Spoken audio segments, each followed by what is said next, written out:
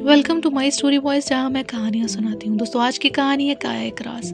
ये कहानी एक डायरी और उसमें छिपे राज की है। खत्म हुई सिगरेट के निशाने से कमरा सारा भरा पड़ा हुआ था। धुएं के कुछ छल्ले पंखे के आसपास चिपके थे। अब भी एक सिगरेट आधी जली आधी बुझी हालत में उसकी उंगलियों में फंसी थी। सोच के भंवरे में डूबा उतरता वो कमरे में होकर भी नहीं था। यूं ही कहीं गुमसा अचानक से बिस्तर पे रखे फोन की हलचल ने उसे झंझोड़ सा दिया। हेलो सर, उसके बैंक के लॉकर से एक डायरी मिली है और कुछ पन्ने, बस और कुछ भी नहीं। अच्छा, मेरे टेबल पर रख दो, 10 मिनट में पहुंचता हूँ। 12 साल के करियर में आज पहली बार उसकी आवाज में लड़खड़ाहट सी थी। इतनी हसीन सी लड़की इस उम्र में खुदकुशी, आखिर क्या वजह हो सकती थी? सुसाइड नोट भी मौजूद था। सारे सबूत इसी और इशारा कर रहे थे कि आत्महत्या है। पर आज दिमाग से इतर दिल भी कुछ अलग कह रहा था। उसकी बंद आंखों से भी जिंदगी यूं झांक रही थी मानो पहाड़ के पीछे डूबता सूरज लाल कर जाता है आसमान को जाते जाते। और वो कमरे में लगी बड़ी बड़ी उसकी तस्वीरें, उनमें तो कोई भी उदासी नहीं, कम नहीं।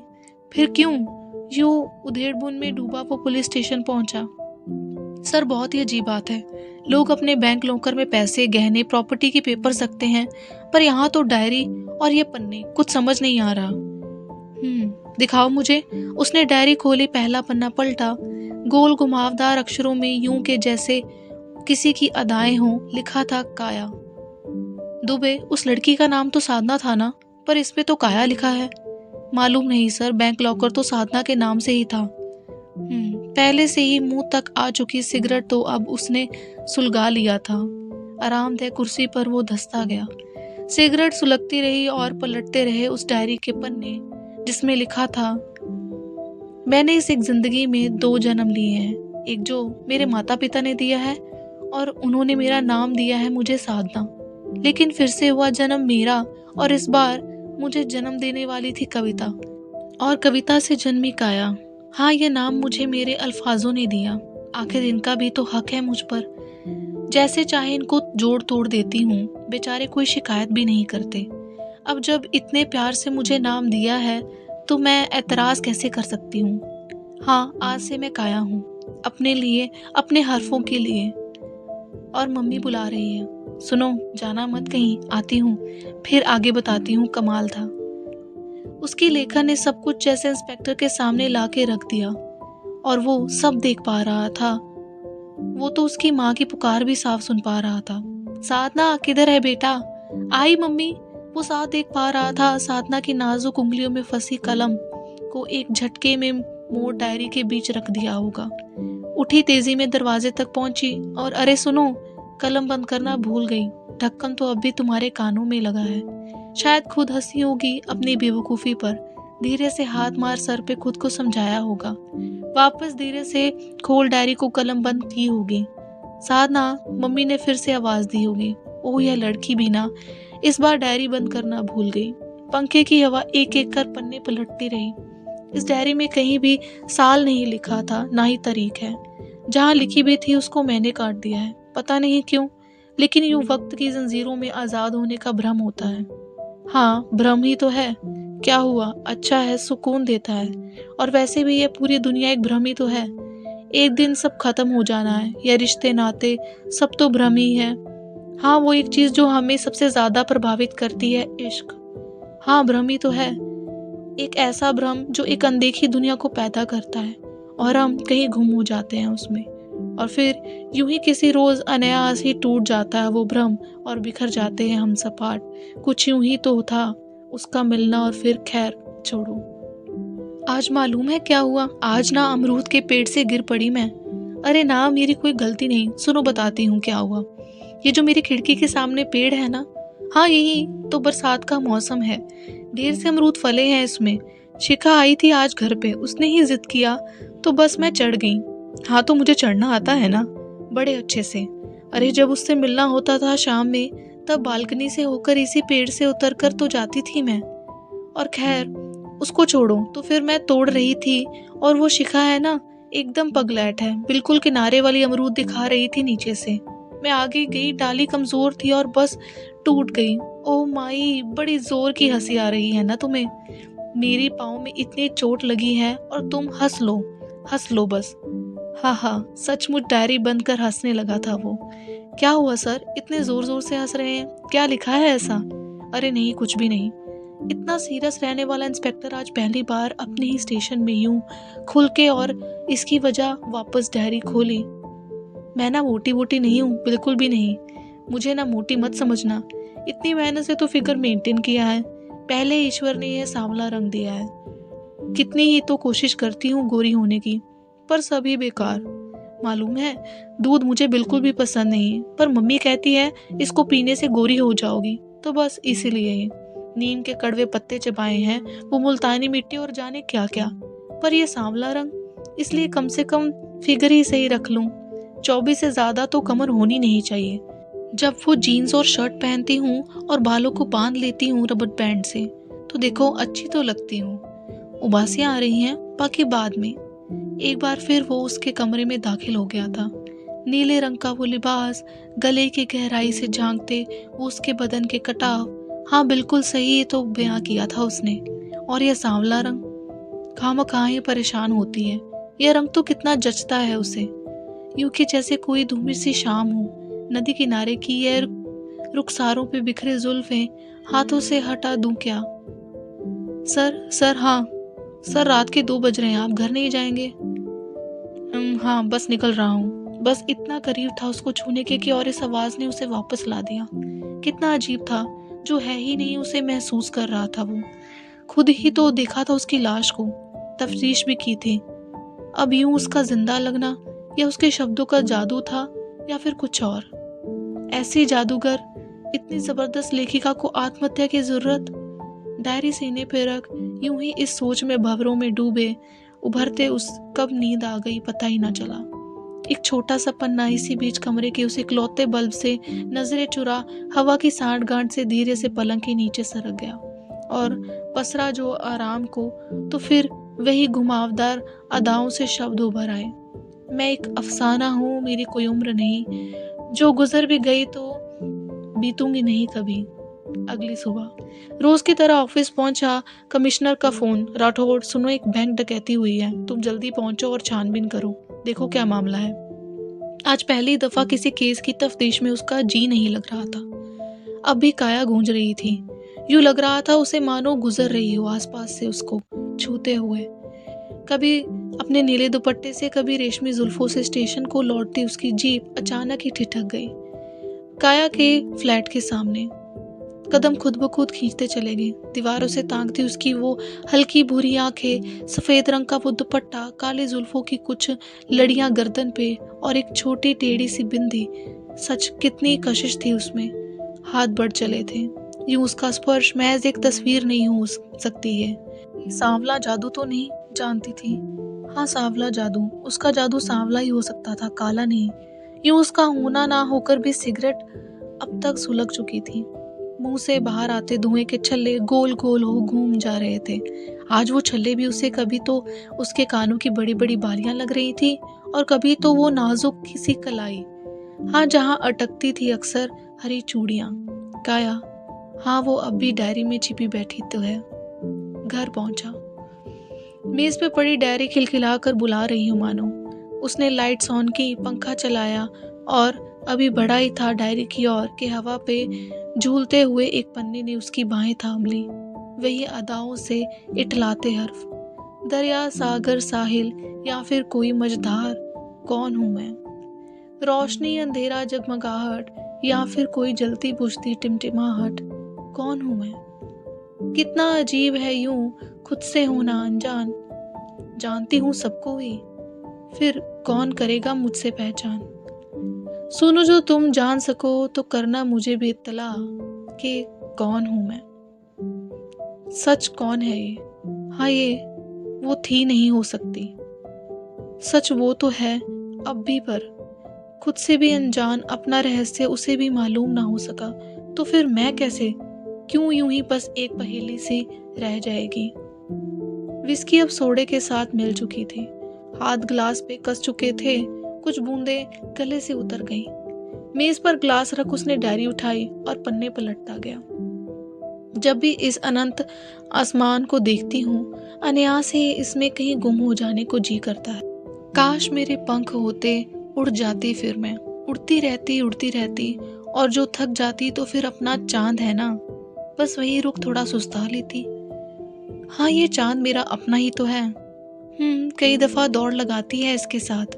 और हाँ, पेड़ के पीछे से लुका-छुपी भी तो खेलता ही है फिर, अपना ही तो हुआ ना।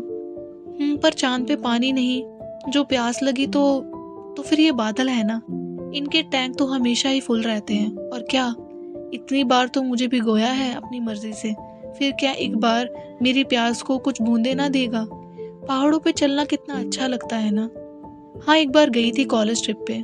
वो विस्तार, वो पहाड़ की बाहें और उन पे थिरकती हवाओं का साज, सच कितना मनोरथ था। डर सा लगता था उस ऊंचाई से नीचे देखने पर फिर भी कपकपाते कदम बढ़ ही जाते थे। यह प्रकृति कितनी हंसी है ना, खींचती जाती है मुझे अपनी ओर। कितना अच्छा होता जो मैं भी इस प्रकृति का एक हिस्सा होती। किसी कुहासे को कोई धुंध, या फिर वो रेखाओं में धुंधली धूल की कण, या वो नन्ही घास पे उतरती फिसलती गोल वाली ओस की बूंद, आसमां के कैनवस पे बिखरता कोई रंग ही होता, या फिर होती मैं वो ब्रश जिसमें रंगता है वो बादलों के पार का चित्रकार इस दुनिया को। हाँ देखो तो इंद्रधनुष का यह सतरंगी लिबास कितना कमाल का चित्रकार है ना। इंस्पेक्टर के 4 पैग हो चुके थे, अब पन्ने धुंधले हो रहे थे और उंगलियों की रफ्तार कम। मुश्किल ही वो अब पन्ने पलट पा रहा था। नींद उसे अपनी आगोश में ले चुकी थी। हाथ से छूटी डायरी वहीं बिस्तर पर लुढ़कती कुछ दूर जा चादर की सिलवटों में अटक गई। पन्ने आपस में ही उलझ गए और वहीं अदाओं से शब्द कनखियों से झांकने दिखे।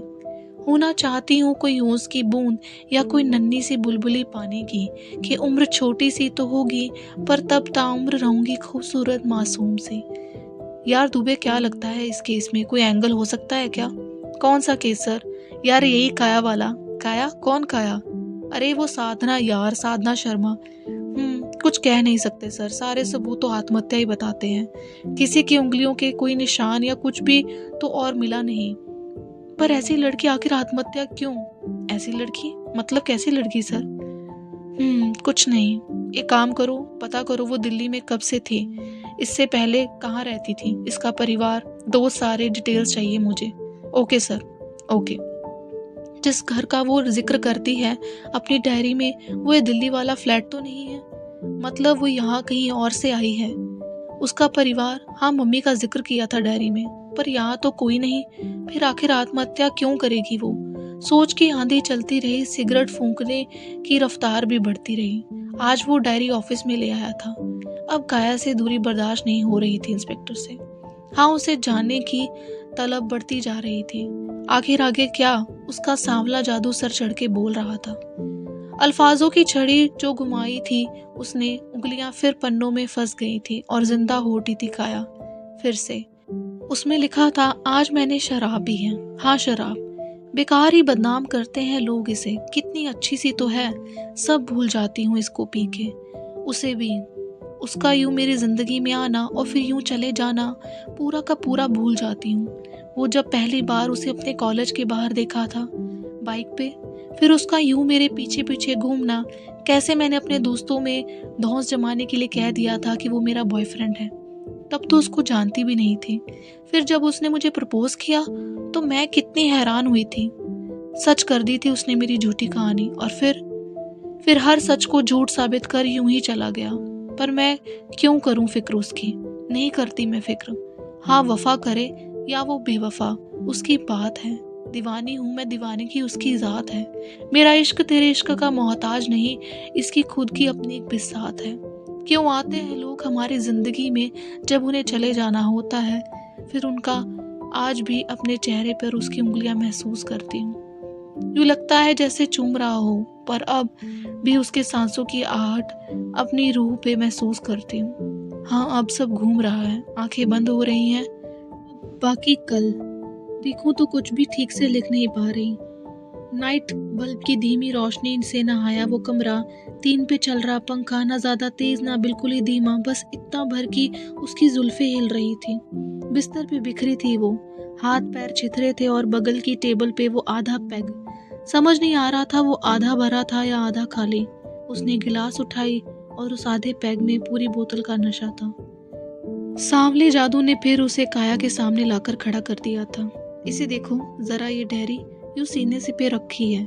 इसे हटाकर इधर रख देता हूँ और एक चादर उड़ा दूंगा उसे। उसने चादर उड़ाया और उसे बुखाहट करती हुई उसने करवट ली। तभी आवाज आई, सर उसके घर का पता चला है। हाँ हाँ बताओ। अब यादों से वापस वो स्टेशन में था। दुबे ने बताया गाजियाबाद की रहने वाली थी वो। घर बंद ही है, अब तो कोई रहता नहीं वहाँ। माँ तो बहुत पहले ही जा चुकी थी। बाप अभी 1 साल पहले, हाँ, पिता से कुछ झगड़ा कर आई थी दिल्ली रहने। सो इन 2 सालों में किसी से कोई कांटेक्ट नहीं किया था काया ने। निगाहें रास्ते पे थी, हाथ स्टीयरिंग पर और एक हाथ में सुलग रही थी एक नन्ही गोल्ड फ्लैग। और वो उस गाड़ी में कहाँ था? वो तो अब भी सांवले जादू में ही गुम था। क्यों? आखिर आत्महत्या और काया जैसी लड़की कोई कैसे छोड़ सकता है? कैसा रहा होगा वो काया जो ना होकर भी यहीं लगती है? कैसा होगा उसके सामने होना, उसके हाथों में हाथ ले, आंखों में आंखें डाल, उससे बात करना? कैसे कोई काया को ठुकरा सकता है? कहीं उसका कत्ल वही लड़का तो नहीं? रास्ते बड़ी तेजी से भागे जा रहे थे। डायरी अब भी बगल की सीट पर बैठी मुस्कुरा रही थी।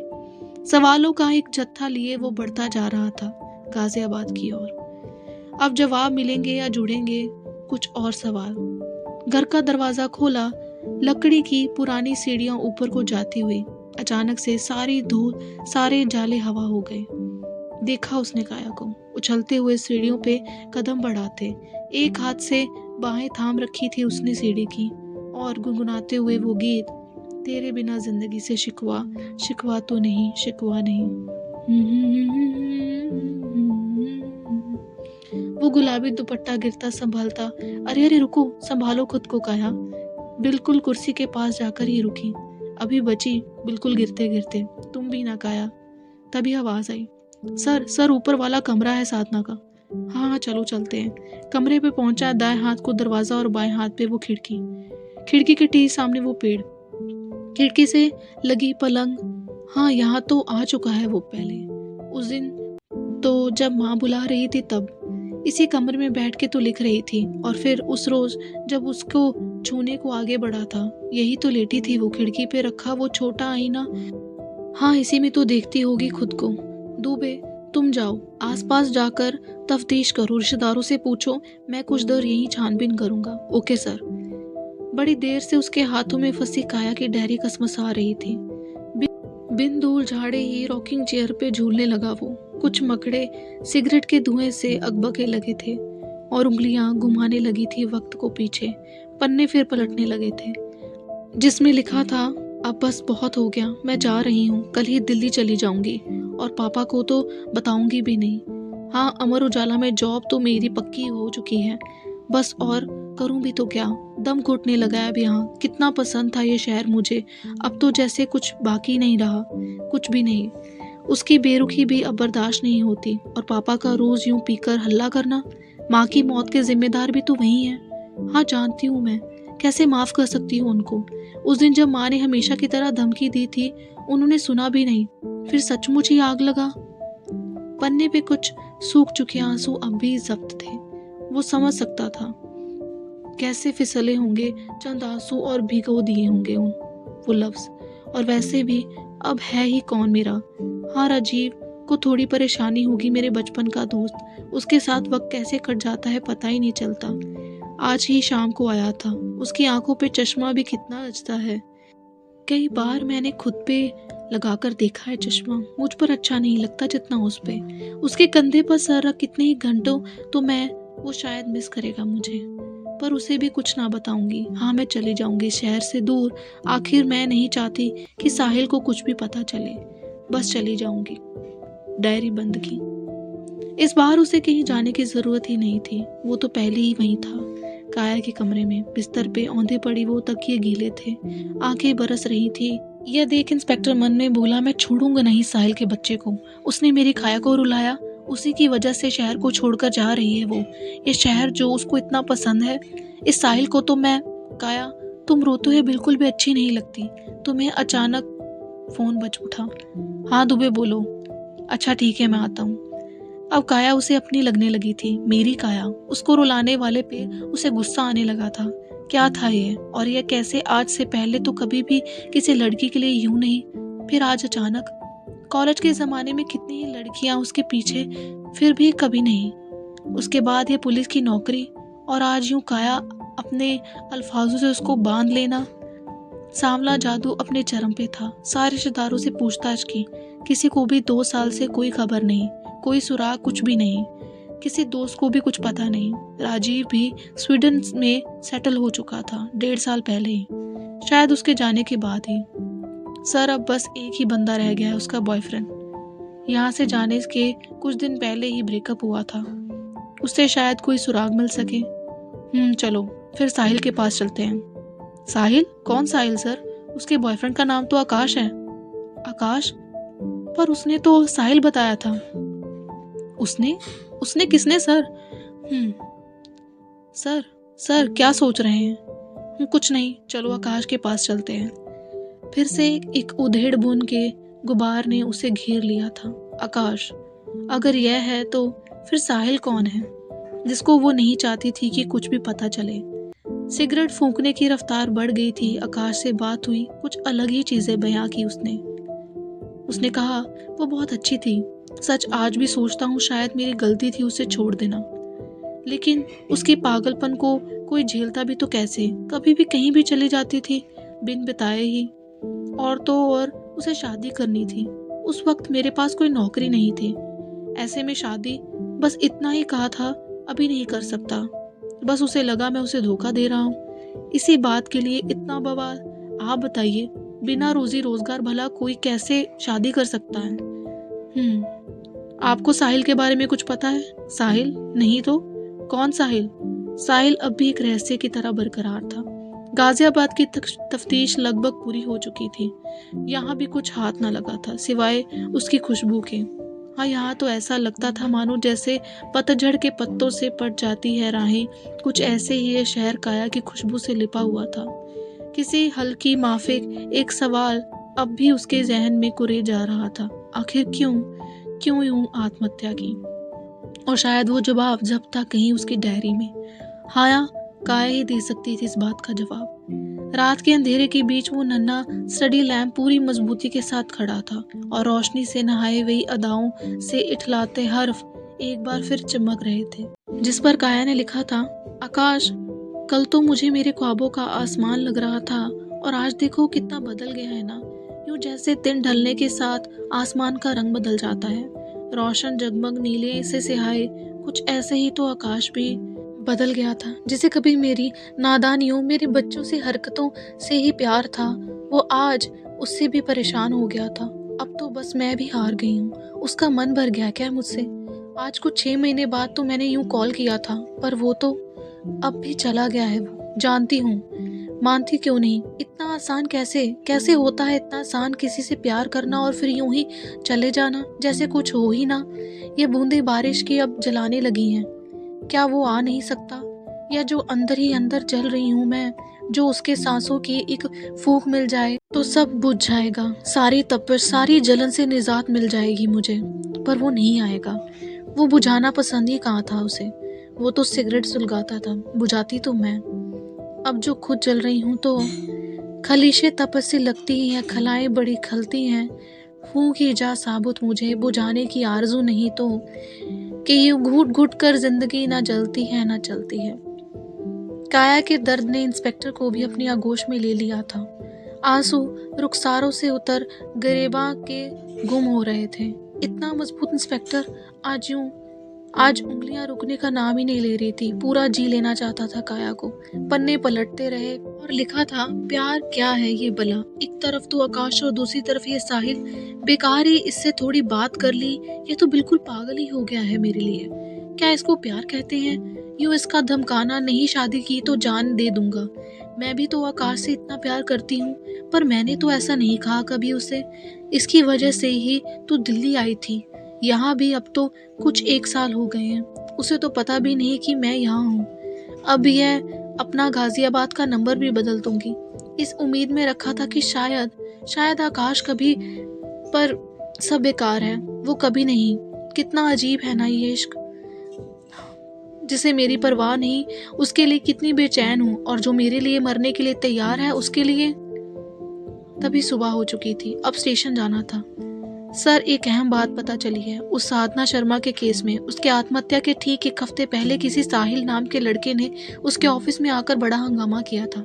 उसने धमकी दी थी कि शादी कर ले, नहीं तो जो मेरी नहीं वो किसी की नहीं, ऐसा कहा था उसने। सर, हो सकता है कि उसी ने। यह सुनते ही इंस्पेक्टर बड़बड़ाया। हाँ, वो सही था, बस यही तो था वो। उसने उसकी काया को। हाँ, उसकी काया। अब नहीं छोड़ेगा उसे। हाँ, उसे लग ही रहा था आखिर काया क्यों करेगी ऐसा, अपनी आत्महत्या क्यों करेगी। आज उसकी जीप पूरी रफ्तार में थी, सड़क किनार के पेड़ दौड़े जा रहे थे, रास्ते भागे जा रहे थे। साहिल को शक के निगाह पर हिरासत में ले लिया, पर सबूत तो चाहिए ना। उसके बिना कैसे कुछ कर सकता है वो। सबूत शायद उसकी डायरी में कुछ लिखा हो। हाँ, पन्ने बेतरतीबी में उलट रहे थे। आज पहली बार राठौर नहीं बल्कि एक इंस्पेक्टर डायरी पलट रहा था। सबूत चाहिए थे, सबूत। साहिल क्या लिखा है और उसके बारे में। अचानक यूं लगा काया ने बाहें थाम ली उसकी। अब वो ठहर सा गया था, जिसमें लिखा था, बस अब और नहीं जीना। मन भर गया है, अब कोई नहीं जानता मुझे, कोई नहीं पहचानता। सब बस साधना को जानते हैं, पर इस काया का क्या। हाँ, यही तो मैं हूँ, मेरी असलियत। कहाँ किसी को परवाह है, यूं बेवजह जीना भी क्या जीना। हम सब किसी मकसद के साथ ही यहाँ आते हैं, कुछ ख्वाहिशें और कुछ आरजुओं के संग जीते हैं, और फिर जब सब खत्म हो जाए तो क्या करूँ मैं, और कैसे, और फिर क्यों। ये रस्सी का फंदा यूं लग रहा है मानो मुझे खींच रहा हो अपनी तरफ। मुझे किसी से कोई शिकायत नहीं, सब अपनी जगह सही है, और मैं भी तो सही हूँ। हाँ, यूं कब तक इस कोरे पन्ने सी पड़ी रहूंगी। वक्त आ गया है जो इस पे अलविदा लिख दूं। कल जाकर ये सारे पन्ने और ये डायरी लॉकर में डाल दूंगी। हाँ, आखिर मेरी विरासत यही तो है, ये पन्ने। इनको अपने दर से सींचा है और अपने अल्फाज उगाए हैं। कोई है भी तो नहीं अपना जिनको सौंप जाऊं। जो कोई होता तो सहेज कर रखता। वक्त रुखसत बस इतना ही कहूंगी, मुझे दिल में अफसाने सा रखना। सुना है कहानियां अमर होती हैं, अलविदा। काया जा चुकी थी। कौन है जिम्मेदार काया की आत्महत्या का? उसके पापा, उसकी माँ के जाने की वजह, जिसने कभी उसे बेटी का प्यार नहीं दिया। आकाश, जिसने उसके दिल में प्यार की उम्मीद जगा मुंह मोड़ लिया। या साहिल, जिसने उसे इतना परेशान किया कि वो सुकून से रह नहीं पाई। या फिर वो खुद। शायद वो थी ही नहीं इस जहां के लिए, इसलिए तो यहाँ रह नहीं पाई, चली गई वो। पर नहीं, काया कहीं जा नहीं सकती। उसे अब कोई मिल गया था, सहेज कर रखने वाला। राठौड़ इंस्पेक्टर ने अपना घर छोड़ दिया। उसने काया का फ्लैट खरीद लिया। दीवार पे उसकी तस्वीरों के साथ लगी थी अब कुछ सफ़े, और उनपे चमकते हुए अदाओं से इठलाते हर्फ। अब राठौर और काया दोनों की तन्हाई ने एक दूसरे का कत्ल कर दिया था। हाँ, अब वो दोनों साथ थे। इधर एक तरफ राठौर के घर की सफाई हो रही थी। वो एक पन्ना जो उसकी नजर बचाकर पलंग के नीचे चला गया था, उसे उठाकर सफाई करने वाले ने कचड़े के डब्बे में डाल दिया, और जब उस डब्बे को बाहर सड़क पे उल्टा तो फिर धूप के रेशे में चमक उठे वही गोल घुमावदार अदाओं से इठलाते हर्फ। बंदिशों के दायरे में सिमटे जिंदगी, राज मेरी जब्त इन शब्दों में कहीं। जुस्तजू है, आगोश है, सुकून में भटकती, नीली सी स्याही में देखो कैसे हूँ घूमती। सफर जिंदगी मुकम्मल हो यूं ही, ठहर जाऊं जिस मोड़ मंजिल हो वही। मैं एक अफसाना हूँ, मेरी कोई उम्र नहीं, जो गुजर भी गई तो बीतूंगी नहीं कभी। दोस्तों, यह थी कहानी काव्या और उसके एक राज जो एक डायरी में छुपा था। आई होप आपको ये कहानी अच्छी लगी हो। यदि कहानी अच्छी लगी तो इस कहानी को लाइक करें, दूसरों के साथ ज़रूर शेयर करें, और मेरे चैनल को सब्सक्राइब नहीं किया तो कर लीजिए, जिसका नाम है माई स्टोरी वॉइस, जहां मैं कहानियाँ सुनाती हूँ। बेल आइकन को ज़रूर प्रेस करिएगा ताकि आपको मेरी आने वाली कहानी की नोटिफिकेशन मिलती रहे। तो चलिए फिर मिलते हैं अगली बार नई कहानी के साथ, नए विचार के साथ। Thanks for watching and listening my story voice, जहाँ मैं कहानियाँ सुनाती हूँ।